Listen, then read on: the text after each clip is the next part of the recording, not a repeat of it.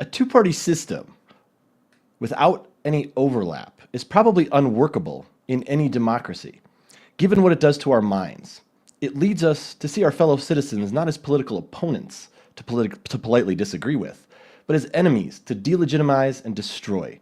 It turns politics from a forum where we resolve disagreements into a battlefield where we must win and they must lose.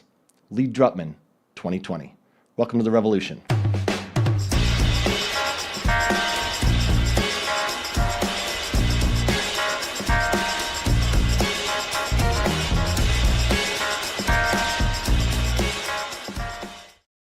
All right, welcome to We Need a Revolution. My name is Kevin Rosenquist. Of course, I am joined by my glorious co-host, John Banks. And hey, look at that. We did pretty good here without any technical difficulties this time. Yeah, we went live on time. And we went live on time. You were here at the beginning. Yep. I didn't have to find you wherever the hell you were before. Exactly.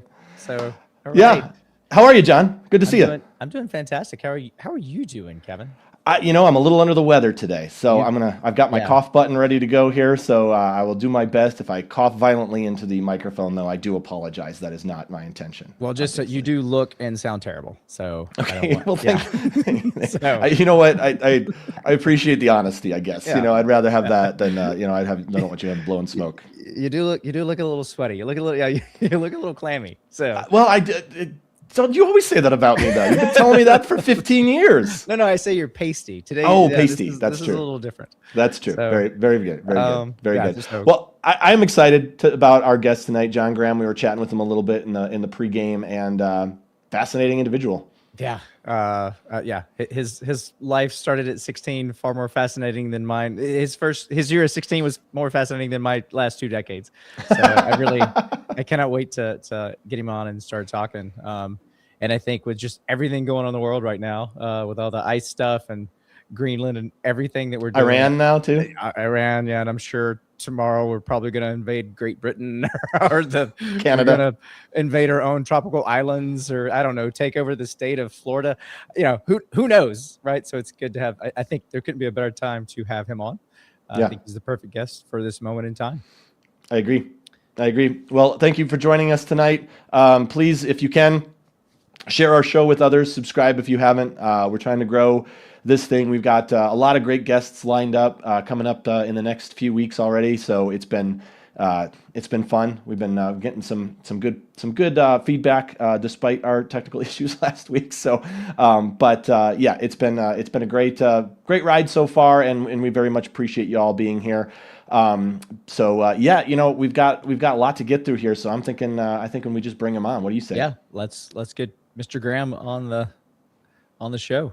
On the feed. All right. Well, our guest tonight, of course, we just said, is John Graham. John's career began in the high-stakes world of international diplomacy as a foreign service officer, and for 15 years he served in the thick of the revolution in Libya and the war at Vietnam, eventually landing at the United Nations, where he focused on global hotspots. But after years in the middle of institutional power, he realized that real lasting change rarely starts from the top down. He pivoted from the State Department to co-found the Giraffe Heroes Project, an organization dedicated to moving people to stick their necks out for the common good. John is also the author of several books, including his memoir, Sit Down, Young Stranger, and his most recent work, I think it's his most recent, he might tell me differently, The Enlightened Diplomat. So without further ado, please welcome John Graham. John, welcome. How are you doing tonight, John? Hey, I'm fine. I'm just fine. Awesome. So I wanted to, did I read that right when I was kind of going everything about you? Did you leave home at 16 and head towards France? Is that correct? No. Oh, okay. I would that had been the case. No. I was 16. Well, I was a week from my 17th birthday. I shipped out on a freighter. And it was nowhere near France. It was a freighter heading for the Far East. Now, in those days, I'm old, man. I'm older than dirt. There were no container ships then. It was just a great big boat with a lot of stuff in the holes, and it was run by 50 or 60 really tough guys, big guys with muscles and tattoos and stuff. And they took one look at me, this little kid, 16-year-old kid from this placid community, small city, Tacoma, Washington, where nothing ever happened. and nothing ever happened in my family either. And I was expected to go to the University of Washington like my dad, and then marry the girl next door, et cetera, et cetera. So there I was, and these guys took one look at me, and they said, "Jesus, we got lessons to teach this kid. He's never going to learn in school, and he's never going to learn them in Tacoma, Washington." So they spent most of the summer teaching me those lessons, this being a family station. I'm not going to tell you all of them, but there we are. And it was great because up to that point in my life, middle school, high school, I was really badly bullied. I grew so fast that I was totally uncoordinated. So I got beat up by everybody, and I got fed up with it. And I was looking for role models of manhood. And I couldn't find him. I mean, I love my dad, sure, but he was a placid guy. He got rolled over by all the people that he was with. He got passed over for promotions and stuff. He never fought back. So it's like, oh man, I don't want to grow up like that. And all of a sudden, I was with these guys. And the very first day, very first night on that ship, out on deck as the sun was setting, and one of the crewmen comes toward me and starts making sexual advances, right? And another guy, a huge black guy, must have weighed 250, 75 pounds, whatever. His name was Roy. He worked in the engine room. He grabs this guy by the throat, shoves him up against the bulkhead, and there's a magnificent stream of cussing, and he beats the shit out of him and throws him down on the deck. And oh man, I'd never seen violence before. I'd never heard cussing that magnificent. So I went back down to where I was bunked, and I practiced grabbing imaginary foes by the neck and shoving them against the wall and cussing at him like Roy, because Roy became my hero. He was what a man was supposed to be, and that was the beginning of a lifetime of physical adventure. I mean, I'll stop there, but that's really where it all began. It began with 50 or 60 guys on this freighter in the Far East. And life went on from there, and it didn't stop. I mean, I kept doing one more ridiculous adrenaline providing event after the other, and I kept walking away from. So my life became all of that, totally self-centered. You kind of called yourself an adrenaline addict. Adventure, all about risk. You kind of called yourself an adrenaline addict, right? Kevin, I'm not hearing you. What am I? I don't know. John, can you hear me? Yeah, I can. So he was saying that you call yourself an adrenaline addict, right? Isn't that what you refer to yourself as? Yeah, junkie is what actually the word I think I usually use, because that's what I was. I was an adrenaline junkie, and I loved it. I mean, I'd found the meaning of my life, and it was being a tough guy. So when I finally got to college, I rode crew, and I put on 30, 35 pounds of muscle, and I'm 6.5 feet tall, so nobody messed with me. And I became like Roy. But by then, hell, 2 years after Roy and the Golden Bear, I was hitchhiking in Europe, and I discovered that from the newspaper in Switzerland that there was a war going on in Algeria, which is only a couple hundred miles south from Switzerland, and between the French government and the Algerian rebels. I'd never been in a war before. Wow. So I hitchhiked down through Morocco and walked across the border into Algeria. At least I was smart enough to put an American flag on my chest so the rebels wouldn't shoot me as a Frenchman. And there I stayed for a while with some French legionnaires. They were just like Roy and the crew on the Golden Bear. They were big guys with muscles and tattoos, and they were just laughing at someone as naive as me. And I just became utterly fascinated with physical violence and adventure. And I looked for heroes like John Wayne, for people like that in the movies of the day. And I kept seeking out more and more adventures. So did you actually participate in the revolution in Algiers? Were you not in that one? Okay. Well, I mean, if you can call hitchhiking through the middle of it wasn't a revolution. Well, if you can call hitchhiking through the middle of it participating, yeah, I participated. And that American flag kept me from getting shot, at least by the rebels. There are very few French guys left, French people left, because they were losing the colonial war and they were all fleeing back to France. So the country was completely unsettled. I mean, I walked into Algeria. There was no border guards. It was chaos, and I walked right through it. Bullets whistling by, and I never forget, we were the French Foreign Legionnaires who ran the electric generating plant in Orleansville. I stayed with them for a night or two, and we were having dinner out in their patio, and a machine gun opens up. Seems like only maybe 100 yards away or less. And so I duck under the table, spilling a glass of wine, and these guys just laughed at me.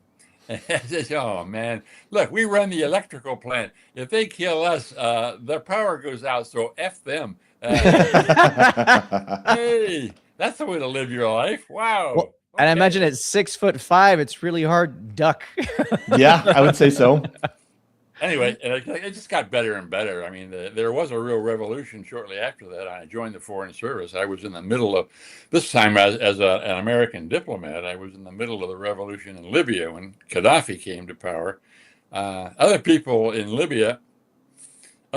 the embassy in Libya, rather, were freaking out because cars were burning in the streets and mobs were throwing rocks. I loved it. The more violent it got, and the more dangerous, the more fun I was having. And so, the State Department took one look at that and said, "This guy's he's pretty damn effective, but he's kind of weird. Let's take advantage of that." So I said, "Okay, fine, take advantage of that. Send me to the most dangerous place you've got in the war in Vietnam," which was then raging. Actually, it was winding down at that point, 71, 72. The American troops were already being withdrawn. I said, "Send me to the most dangerous place there," and they did. I was the advisor to the city of Hue, which was a small city right up against the DMZ, which separated North Vietnam from South, and so it was a really dangerous place to be. And my job wasn't just advising on civic affairs, about which I knew nothing, by the way. But it was a lot of rough stuff too, intelligence, counterintelligence operations, dangerous as hell. Every day I didn't know whether I'd be alive for another 24 hours. Car bombs, assassination attempts, whatever. So anyway, I'll stop there because I'm in danger of prattling on. But it's in that war that my life changed, and I began to look at war and peace issues. John, can you hear me? Can you hear me yet? Are you able to hear me now, John? And how violent was I going to become, and what would that mean? And I began to look at that during a fierce battle in Vietnam. So you still can't hear me, can you, John? You can't hear me? That's the weirdest thing. But he can hear you, John. Okay, well, I'll ask some questions. Kevin, apparently, there's some technical issue with you hearing Kevin, John. But so what was that moment in Vietnam, if you don't mind me asking, that changed, that kind of shifted everything for you and put you on the trajectory that led you to the Giraffe Project?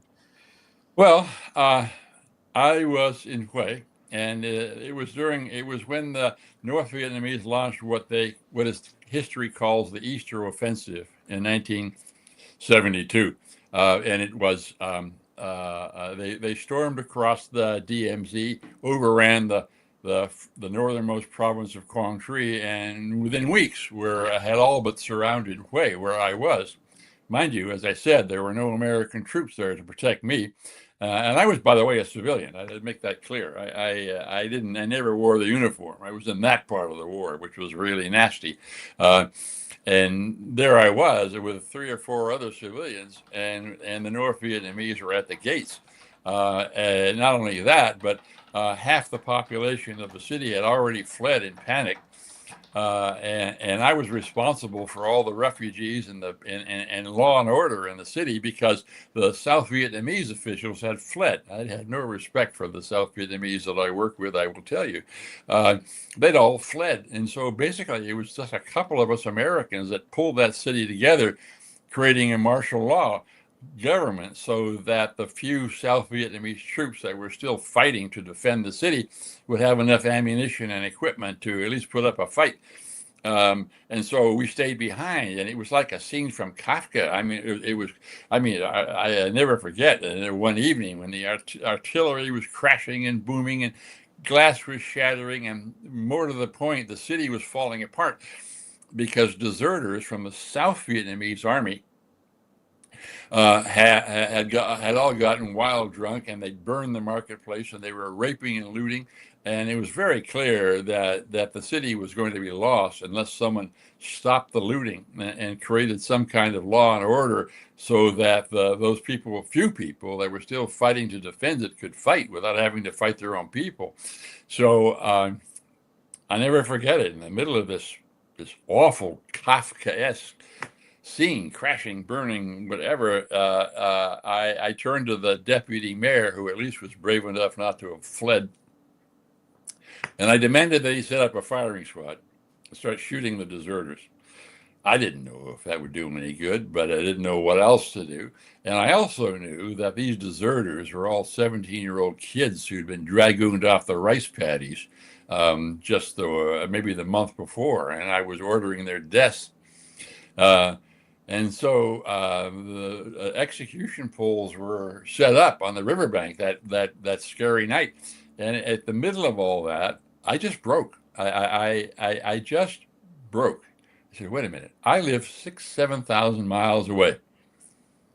I don't give a damn about this war. I knew it was a stupid, awful war. I knew we were losing from the moment I got there. And I didn't give a damn because I was only there as a mercenary, being paid in adrenaline instead of gold. That's all I cared about. I didn't give a damn about the Vietnamese people, about the American people. Hell, I didn't even care really who won the war, as long as I was having a great adventure there. And all of a sudden, in the middle of this, realizing I was sending 17-year-olds to their deaths for God knows why, in a war I didn't believe in, I just broke. And I remember, I guess probably I was weeping, at least out of sight of anybody else.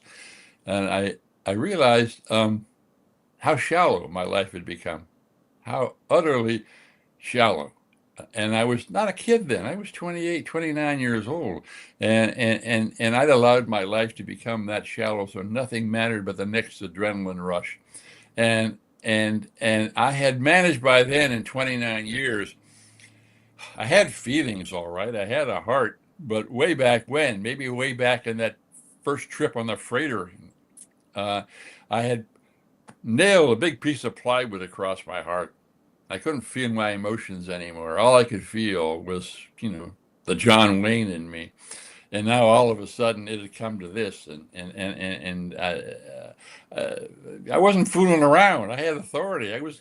People lived and died because of my decisions, and I was there for all the wrong reasons, and I just had to stop. And it turned out that the very next morning, the clouds finally cleared, and American fighter jets from carriers off the coast managed to get overway and blast the hell out of the North Vietnamese advancing columns and turn them back. So once again, I escaped with my life. And State Department, they didn't do this on purpose, I'm sure, but they ended up sending me to Stanford as a sabbatical, sort of, and a reward for not getting killed over there. Also, I had a healthy dose of what later was called PTSD. Mm-hmm. I mean, I'd walk on the shadow sides of the streets in Palo Alto, California, to avoid sniper fire. But more to the point, I came back to California desperately needing this year off because I had to find myself. I had to construct a new life, and it turned out that California in those days was California. There were things called encounter groups in California, mid-'70s, early '70s. And what you did in an encounter group was sit down with 15 people or so and spill your guts in the hope that you might learn something about yourself and make some significant life decisions. And I did. I mean, I never forget. I was with a bunch of guys, 12, 15 guys for a week in a cabin in the Santa Cruz Mountains. And the leader of this group went way out of his way for most of that time to emphasize that males had two parts. They had a female part and a male part. And the trick of being a productive human being was to meld the two and to acknowledge your heart, acknowledge your strength, acknowledge your power, but at the same time, acknowledge your heart, your compassion. And that's what being a real man was all about. So close to the end, on the very last day, after we're talking like this, and the technical term is animus and anima, the female part and the male part. Okay, so he says to this group, he says, okay, we've been talking about this. Now we're all talking about this term. Who do you think in this room, amongst all of you, 15 people, is the most feminine man in the room? And I mean feminine in the good sense. We're talking about who has that most powerful anima, the soft, compassionate side. I looked around me and I thought, wow, is that sort of mousy accountant, or maybe it was a graduate student who couldn't stop crying, or anyway, without any way of collaborating, all 15 people said immediately that it was me, that I was the most feminine man in the room. I couldn't believe it, because all that time I've been trying to convince these people that I was tougher and meaner than any of them, and that my adventures eclipsed anything they would ever do their entire lives. And they'd all listen politely. And then came this moment, and when they all said that about me and my feminine side, they said basically, yeah, we get, you want to be John Wayne. And you are John Wayne. We're not saying you didn't do these adventures. We're just saying that you've missed out on a whole part of life for damn near 30 years now. You've missed out on the whole soft part of your life. You've missed out on your heart. And that to be a complete human being, we think you ought to get to know yourself. Basically, they said that.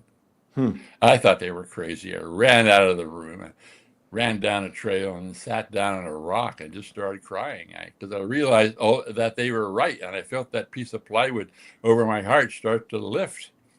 It took me a long time, but I began to crawl back. And I began to develop a much deeper sense of meaning for my life that was not based on physical adventure and violence, but based on compassion, on giving back, on service. Luckily, the State Department sent me to the United Nations, where God knows there are all kinds of problems. And they put me in charge of Africa and to some extent, the whole third world. And I had a lot to do with peace and justice issues. I went way past, but then I was a total convert then. John, can I ask you a question? Yeah, please interrupt. Hey, John, before we continue, I would like to get him to just rail on. I mean, I still feel the pain. I hate to do this in the middle because this is so good, Go ahead. but I'm wondering if he can jump out. Hang on, I'm gonna try something real quick. Can you hear? Oh, No. Yeah. All right, how about now? John, can you hear Kevin? No. Can you see if I can't lip read either. Could you ask him to step out and come back in? Could you? So John, Kevin is asking that you withdraw yourself and then come back in with the link. Kevin, is that what you're saying? Yes. Yeah. So if you could exit and then come back in on the link that we sent you, because that might solve the problem. Oh, I mean, you wanted me to physically get up and leave? No. From the computer, like just like close out exit your window. Or leave studio. There's a leave studio button on the bottom. Leave studio button. Yeah. And then go to the email and the link, and then come back in, because we're hoping that'll fix the problem. Because okay, I had a problem finding the link to get on right now. So if I don't get bad on, send me the link again. But in any case, I'll do what you said. I'm signing off now. Okay. Sorry, everybody, but it is kind of hard to not be able to actually talk to the guest. All right, so let's. I did do a little Googling. I just real quickly I Googled while he was talking, and it said that maybe he needs to come out and come back in. That's why I thought maybe we could try that. Can you send him the link, Kevin? I don't have that email. Do you have the email open? Just resend him the link real quick. Sure. Yeah. Well, folks, we said we weren't going to have technical problems, but we do. Here we are. Oh, John Graham is here, so let's see if this works. John, can you hear me? Who's talking now? Is it John or Kevin? That's Kevin. Kevin. Yes, I can hear you now. Awesome. Yay! All right, all right, all All right. right. So now that he can hear you again, I do have a question, and this is kind of a personal question. If you don't want to answer it, but I'm curious. No, that- no. Well, I mean, it's not like crazy. I mean, you're being very open, so I don't know that it's more personal than what you've been talking about. But with the PTSD, did you find that like that group and that opening up, did that really like over time help you overcome your PTSD? Oh, Or is that yes, something you it still? was all Okay. related. But believe me, the PTSD was the least of my concerns. I got over that just by, well, not just by. I mean, I worked in the computer lab at Stanford, and that was fun, and and just slowed down. But the key thing was the struggle with myself, and it was not PTSD. It related, I'm sure, because it was the same violent situation in Vietnam. But no, I had like classic PTSD just from I never knew for a year and a half. I never knew where I'd be alive the next morning. I mean, I was a prime target for assassination. Here I am, 6.5 feet tall, man. Yeah, I Uh, would say so. and I'm doing stuff that involves a lot of people getting killed. So it's like okay. So yeah, uh, no, PTSD was there, and like I say, it was there, and I would still duck behind a tree or something when a traffic helicopter in California would fly over, or whatever, But it diminished. It diminished. A much more powerful process was underway, though, and that's what took me to the United Nations, and that took 5-6 years. I mean, I would like to say that I immediately had this, Saul falling from his horse and becoming Paul. No, it was 3 steps up and 2 steps back. Um, I finally began to put it together bit by bit. First thing was becoming a loving dad to my own 2 children. That helped, and then I began to realize that I could actually make friends, even with other men, uh, and that I could be a productive member of a community. And then at the United Nations, I could look around and I could look at all the pain and violence in the world and realize that I no longer had to cause it. I could help cure it. And that was a huge revelation. And I also realized at the same time that at that point I was, really smart, really tough. And if anyone was going to solve these problems, then it was me. And I did. I mean, I'm happy to say, proud to say, that one of the things I did at the United Nations was play a heavy role in the ending of apartheid in South Africa. And to do that, I had to basically double cross my own government that wanted to go slow. It didn't want to make the white South Africans mad because there was so much money being made in trade with them, and especially in shipping guns that were used by the South African military and police to kill blacks. So, yeah. So I felt really good about that. And like I say, it just got me in more and more trouble with my own government. But at that point, I didn't give a damn. You didn't care anymore, yeah. The only thing that mattered to me now was making the world a better place. I mean, you couldn't talk about a wider 180 than what I was in that battle in Vietnam and what I was 6 years later, battling apartheid and evil dictators and whatever else I was battling at the United Nations. John, I wanted to ask something, if I might. I'm curious that how did you get all of this? Like, I don't know, like how are you put into these situations? How did you find yourself to be I don't know, like working for for the State Department, United Nations, all that stuff? Because it wasn't what you set out to do, right? Yeah, it was. Because when at all of my adventuring, and there's a lot of stuff I didn't tell you, but one of them after college was hitchhiking around the world as a stringer for the Boston Globe, reporting on wars wherever I found them, Cyprus, Vietnam, Laos, whatever. Wow. But then I realized that I had to get a job. I mean, really, a stringer wasn't going to pay me. I had to do something. Wasn't independently wealthy, so I applied for the Foreign Service, and I got in. And Okay. when I got to the Foreign Service, I didn't really seek it out, but fate, I guess, whatever, took me never let me into an embassy in Europe where I would wear striped pants and put on, shine shoes and stuff. No, they sent me to one desert and jungle after the other. And like I say, there was the revolution in Libya and the war in Vietnam, all that stuff. And that's how it all happened. But when I joined the Foreign Service, I had no idea that they would be a prime springboard for more adventuring, which is exactly what I wanted. I was doing in the Foreign Service what I was doing outside the Foreign Service, except that now I had the backing of the U.S. State Department behind me. And so I became, because I was good at it, I also was steadily gaining in power and rank. And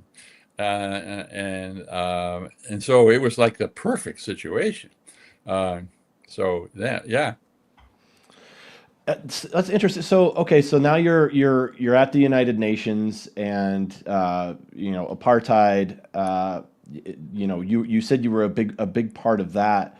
How did what was your role in that in bringing that to an end? Yeah, and how are you working against the government to Yeah. make it happen faster? Okay, yeah, I slipstreamed that story because I don't know how much time we had, but I'll tell you, what happened was I got to the job at the United Nations, and part of my job was dealing with the question in South Africa. Now, the United Nations didn't much like apartheid, so there was a lot of fussing about apartheid at the United Nations, and the U.S. and most of Western Europe was saying all the right things and then doing the opposite, mostly, again, because there was so much money to be made, especially in shipping guns and military equipment to the South African military and police. So I went down to South Africa to see for myself. And man, I got a snootful. I mean, apartheid was really awful. And at the same time, I was a serving American diplomat. So after a day out in places like Soweto, in black parts of South Africa, I go to these fancy cocktail parties behind wrought iron fences with guard dogs at the white sections of Johannesburg.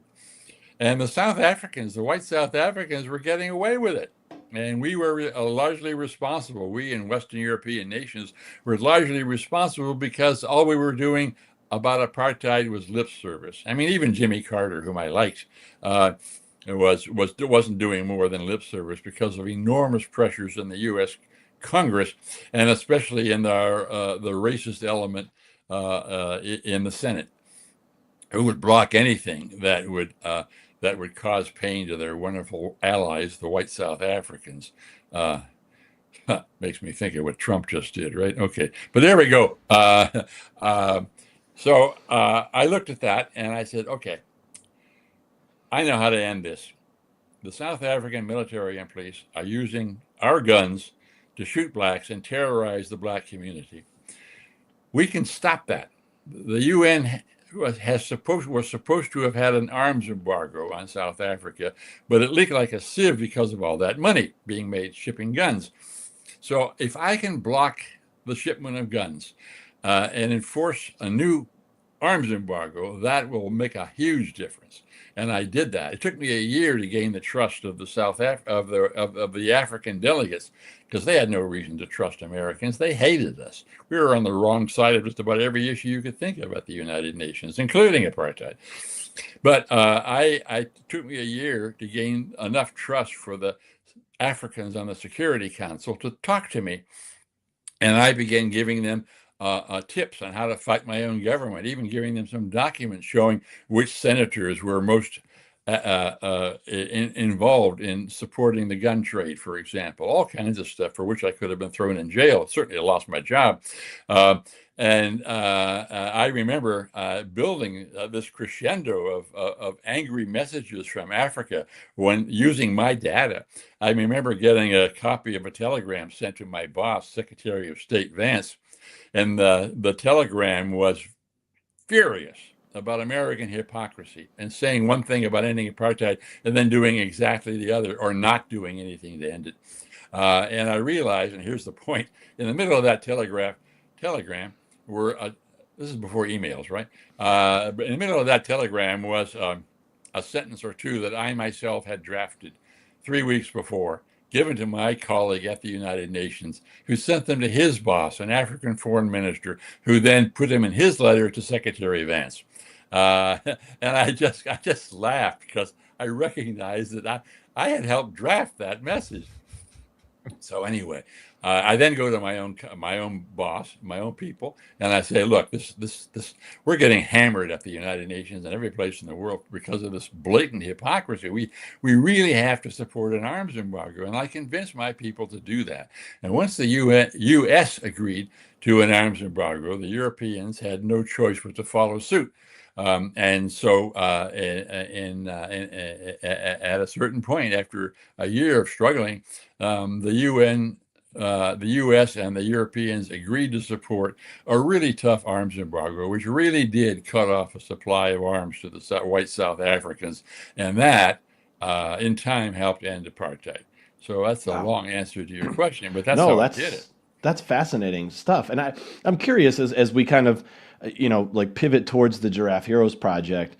I mean, is that really the best way to like make a difference in that situation? Is you basically have to kind of disobey orders? You have to go against your government? I mean, are we at, or have we always been at that point where you have to do something that extreme? Well, that's what they call them whistleblowers. Yeah, and Yeah. not all the time, no, but a lot of times you have to. And what it takes was a real commitment, and which I had. And going back to the word that means so much to me right now, and that's the question of meaning. I found the meaning of my life, and it wasn't in guns and bullets. It wasn't in Vietnam. It wasn't in violence. I found the meaning of my life by being a peacemaker, and the fact that I was good at it only helped. And so I became a peacemaker, and that's what led me to take all these crazy risks, because I was enjoying myself. I was gaining satisfaction at finally being who I should have been from the beginning. Okay. I was finally on the right track in my life. I'd finally found the meaning, and I found the meaning not in starting wars, but in stopping them. I found the meaning in being able to collaborate with people to solve problems, and most of all, in building trust. Remember, I said earlier, it took me a year to gain the trust of the Black Africans, okay, because they had every reason to hate Americans. It took me a long time. So building trust was a large part of it. And building that trust meant, being open, being honest, taking a lot of risks. And I did that, and it was effective. And I finally got their trust enough so that I could work with them and slide them these documents or give them these tips, so that together, I mean, I was basically working with my country's opponents in the Security Council for damn near a year. I then, of course, never told my own country what I was doing. And so that was part of it. Do you always have to do that? Do you always have to be fighting back that way? No. I've got lots of other stories because I've done lots of other peacemaking things too, especially on environmental issues here in the Pacific Northwest, where building trust doesn't take double crossing your own government. It just takes spending enough time to build trust with people who maybe really didn't like environmentalists. And it took a while to convince each other that we were decent human beings aiming for more or less the same things, like clean air and water, right? Right. And so, usually no. But you mentioned the Giraffe Heroes Project.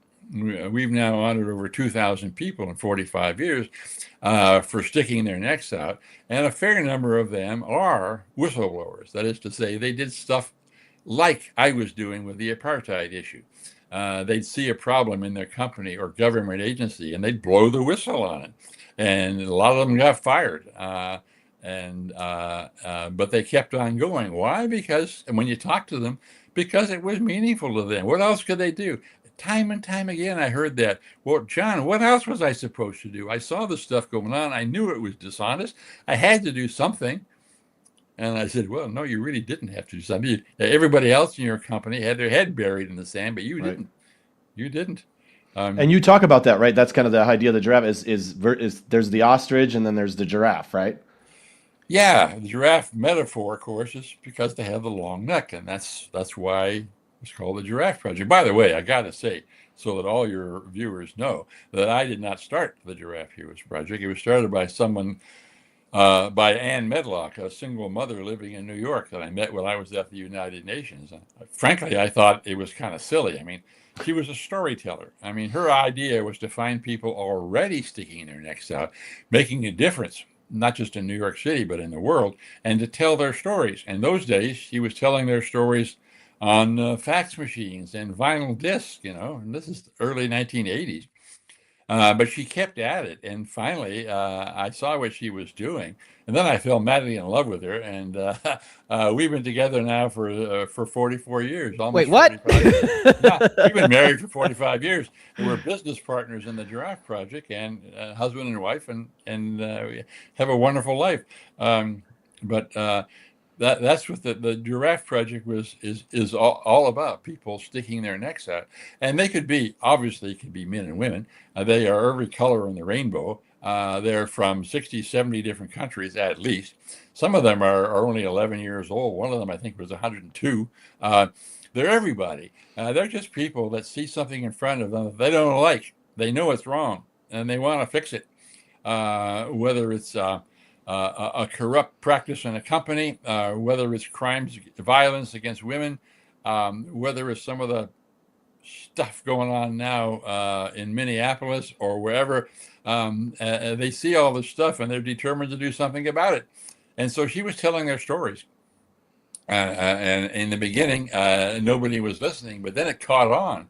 And by the mid 80s, there was a nice piece on her in the New York Times. And then the rest was just, we've been building it ever since. Like I say, over 2,000 of these people we've honored. We've told their stories all over the world. And from the feedback we've gotten, we know pretty well that those 2,000 stories have inspired a whole lot of other people to stick their own necks out. Because, let's face it, this is not a new technology. People have known for thousands of years that if you want to inspire your culture to be more heroic, you don't preach at them, which would have been the way I would do it. You tell them stories. And so Anne was a storyteller. So I became a storyteller. And that's why. And you had stories to tell too, so that helps. And so we tell these stories, and these stories inspire people. I mean, people are sitting on their couch and they're saying, "Hey, wait a minute! There's a guy. I think where is he from? He's from Tulsa, or he's from Miami. He's just like me, or he's just like Kevin, or just like John. And he's sticking his neck out because there's a problem where he lives, and he's doing something about it. So why am I staying on my couch griping? I should do something. Thousands and thousands and thousands of people have done that, which makes the work with the Giraffe Project really worthwhile and meaningful to both Anne and myself. So we're storytellers, and in doing that, we do what people have done since Neanderthals did it around the campfire thousands of years ago. We tell stories, and by telling stories, we inspire others in our culture to stick their necks out too. So that's the ultimate goal, is to inspire, but you also help people stick their necks out, right? You help them with tools and stuff. Yeah. Yeah, I've written 4 books now, and a lot of them are about leadership and civic engagement. The core of all of them, though, is that what's first important is to find the meaning of your life, and to find it perhaps not in money and power, but to find it in some kind of service, some kind of giving back, whether you're a business person, an entrepreneur, a neurosurgeon, a barber, whoever you are. That's what life is really about, and that's where you make a difference. And that's what we talk about. The books also do a lot of the stuff that other people do. I mean, I've learned enough, and I've been involved in so many scraps and stuff that I know a lot about, for example, how to form teams, how to communicate, how to resolve conflicts, how to organize a street demonstration, all these basic things that you don't need me to tell you, because lots of other people do that. But yeah, my books are a practical guide to civic engagement, but based very much on the uber thought, the umbrella thought that over all of this is a necessity to lead a meaningful life. And if you struggle hard enough and you're honest with yourself enough, I don't care who you are, you're going to find that meaning in some kind of giving back. And it's not like you have to give up what you're doing. I speak to lots of business audiences, and I'm very quick to tell them that, hey, I'm not saying you stop being a business people. I'm not saying you become Mother Teresa. sackcloth and ashes. No, if you're a business person and you're making a good product and selling it for a fair price under fair labor conditions, fair environmental conditions, you're a good neighbor in the communities where your company operates. That's a service.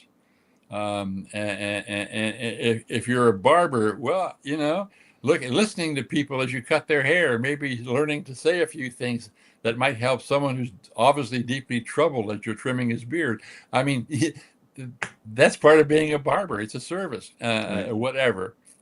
And some people, it is violent.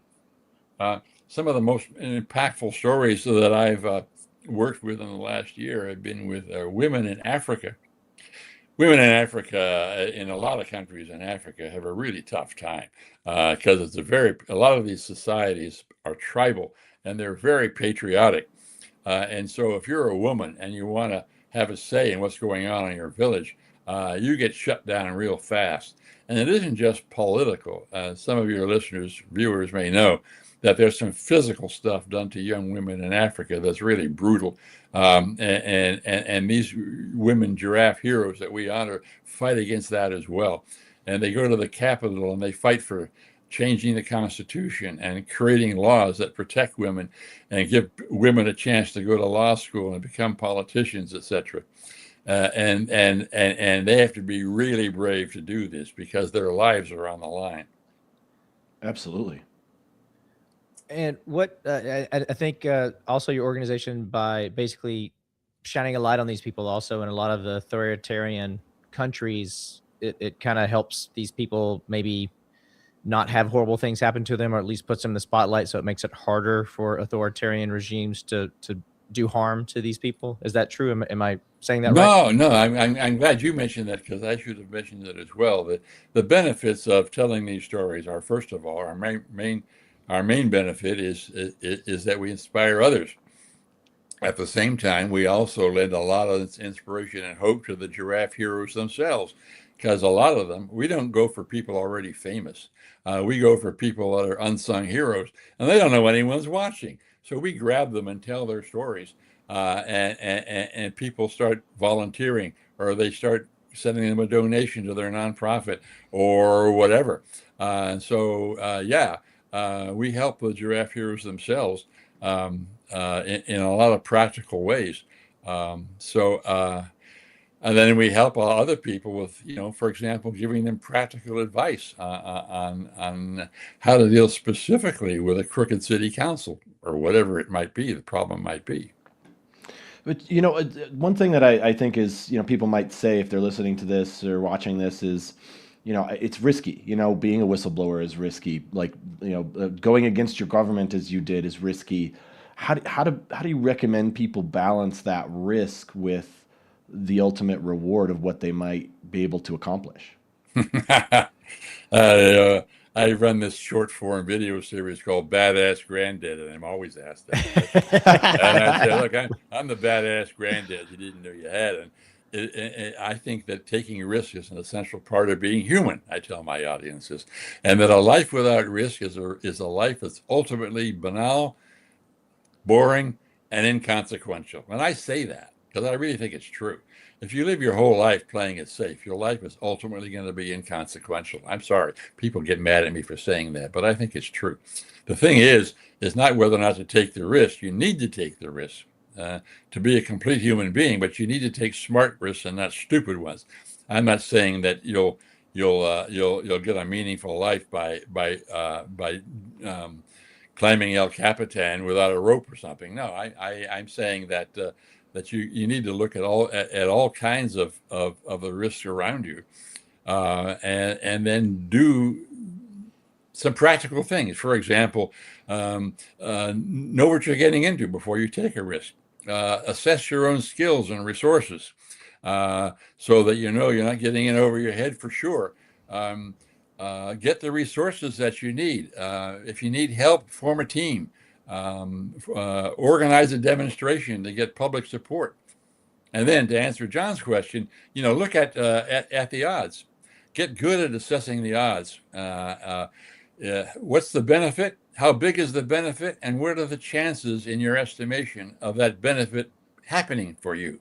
On the other hand, what's the downside? What's the worst that can happen? And what are the probabilities of that happening? And so, I do that because I used to be a scientist, and I have a degree from Stanford as an engineering.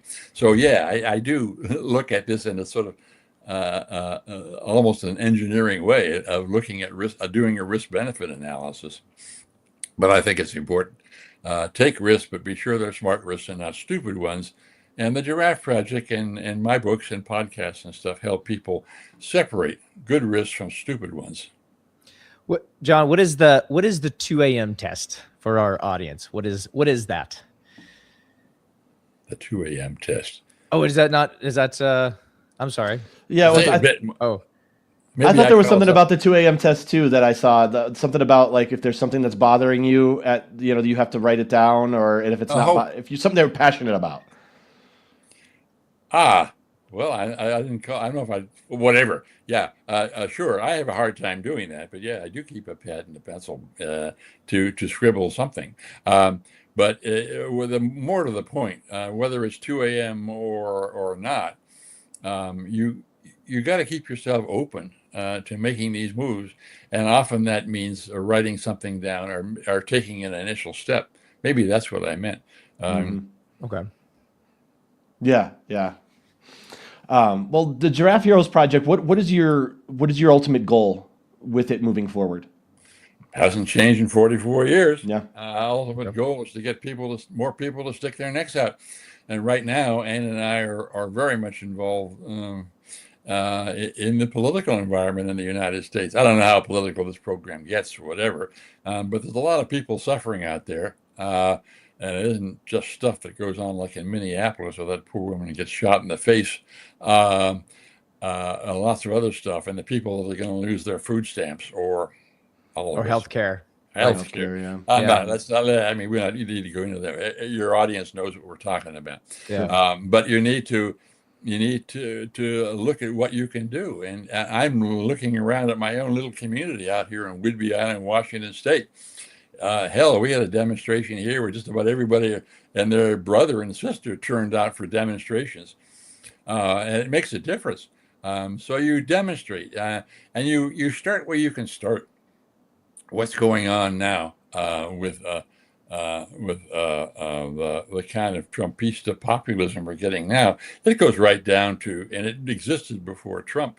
It gets right down to small body politics. I mean, maybe you've got a school board that your people weren't looking, and they elected some bad people to the school board who want to ban books, and you don't want to ban books, so you don't just say, "Oh man, don't ban the book." You go to a school board meeting and you stand up and you say, "God damn it, stop banning those books," or whatever you have to do, and you gain support. And if that doesn't work, you organize a demonstration. You picket the school buildings, whatever. But you do what you have to do, and you start small with the school board in your little school, or maybe it's your county. Like I say, a lot of my actions in the last 20 years or so have been environmental, including in my own county, which is a very rural county. And we fought hard to keep it rural and preserve environmental values.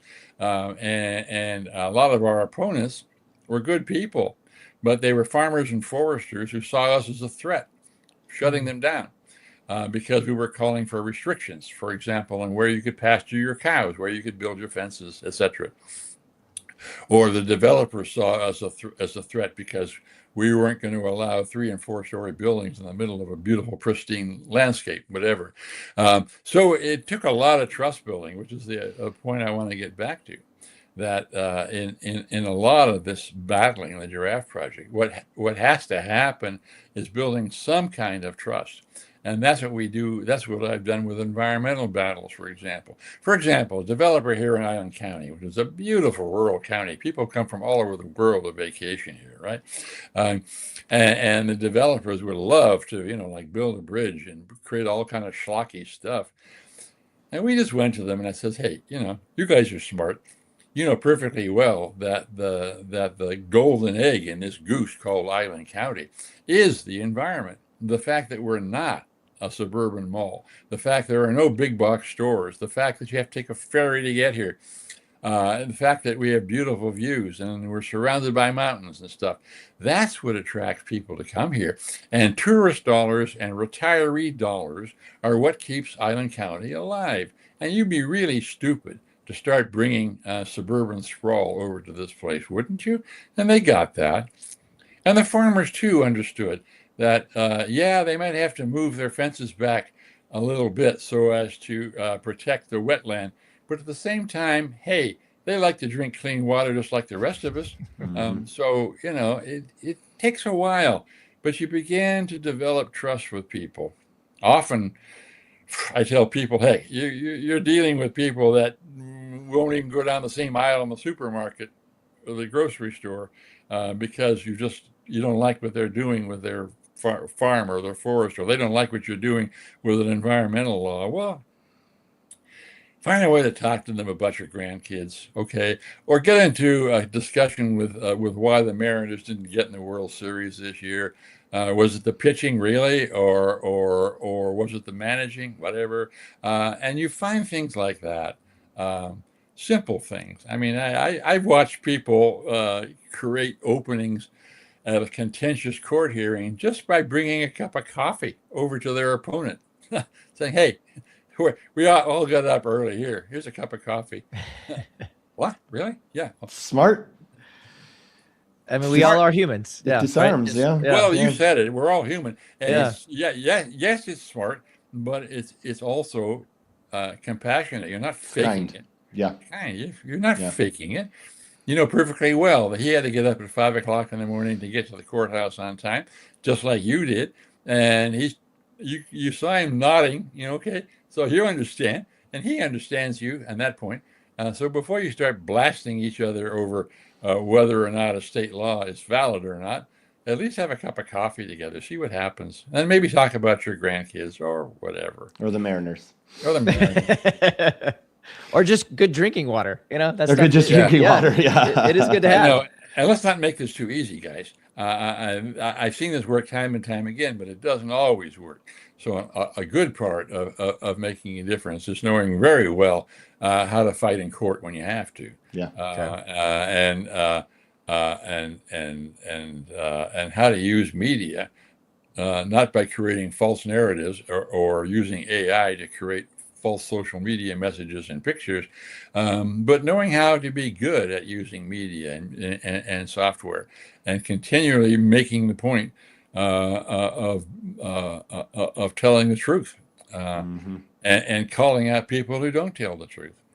Yeah, I'm not stupid. I mean, there's a lot of things that are really hard to do, and God knows I face some opponents where there's nothing else to do but take them to court. Right. You know, it happens. Yeah. Well, John, I really appreciate you being here. We got to wrap up now, but before we go, where can people find your books? Where can people find information about their Giraffe Heroes project? You know, let's do some plugs for John Graham and the project here. Okay. Well, the Giraffe Project is real. Its URL is real simple. It's simply giraffe, GIRAFFE .org, not com, org, giraffe.org. My book is called Quest, subtitle Risk, Adventure, and the Search for Meaning. Get it at any bookstore, also an audiobook. My own website is my name, John Graham, all one word, .org. What else? Oh, yeah. This new short form video I'm doing, Badass Granddad. You got to put a plug in for that. Got to put a plug in for that. I had so much fun doing that. You simply go to the search box on TikTok or Instagram or YouTube, plug in Badass Granddad, badass all one word, Granddad with 2 D's in the middle. I've done 62 episodes so far. I do about 2 a week. They're only 3 minutes. And it's been wildly successful. That's awesome. I'm now being approached by merchandising firms. It's kind of funny. Oh, sure. I don't want to interrupt my badass granddad to sell lawnmowers. I don't think so. So, John, is there anything, and I know there's probably a million things we didn't talk about, but is there anything that you just have a burning desire to talk about before we hop off, or anything you wanted to mention before we wrap up? Well, I've mentioned enough already, but it's Okay. it's what drives me, and that is, hey, everybody listening to this broadcast, I don't care whether you're right wing or left wing or whatever, every one of us is looking for a meaningful life. And don't forget that. Look for a meaningful life. I don't care what your situation is, whether you're rich or poor or whatever. Test what you're doing. Is it meaningful enough? Because if you look at the mirror in the morning, you want what looks back at you from that mirror to know you mean something. You're on the earth for a purpose. To be on earth without any purpose, with no meaning in your life, to me, is like having a fancy Swiss watch with no hands on it. You know, there's got to be meaning to your life.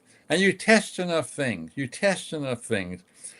My experience is that you're more likely to find a lasting source of meaning through some kind of giving back, using your skills and resources to help solve public problems, some kind of service.